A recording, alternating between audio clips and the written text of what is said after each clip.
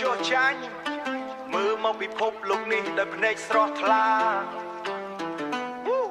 ជីវិតអ្នកក្រមិនមែនសម្រាប់តែយំទេកម្ដៅថ្ងៃចាំងមកលើស្បែកខ្មៅស្រអាប់ឲ្យក្រណាត់ចាស់ពណ៌ស្លក់ដោយញើសជោកឈោមើលឡានសេរីទំនើបមកកាត់មុខក្មេងលក់កាសែតដើរជើងទេលើដីហុយពាក្យថាវាសនាគ្រាន់តែជារបាំងភ្នែកយើងត្រូវក្តាប់ដៃវិបំបីចិញ្ចាំថ្មអង្គក្នុងឆ្នាំងមានតិចតែចិត្តចង់បានច្រើន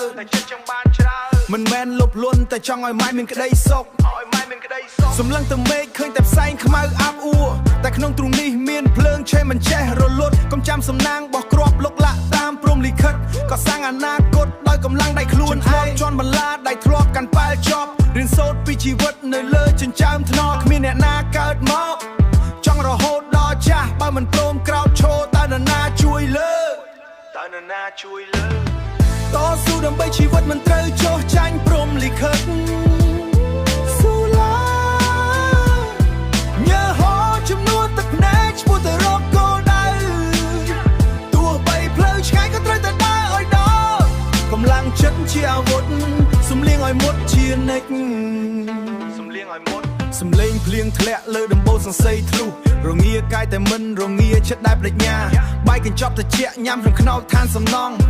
មើលទៅទិសខាងកើតរងចាំថ្ងៃរះថ្មី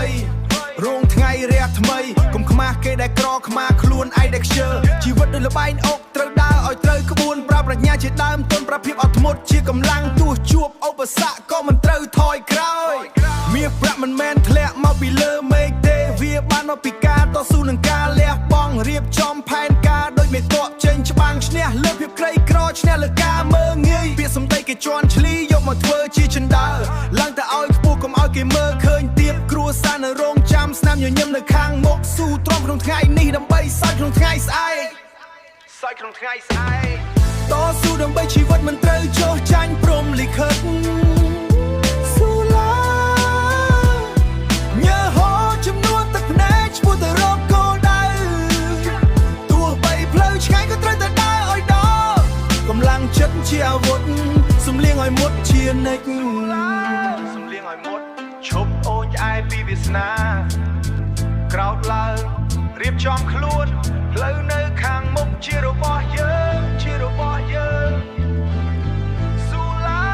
កុំថយក្រោយជោគជ័យគឺសម្រាប់អ្នកដែលមិនព្រមចុះចាញ់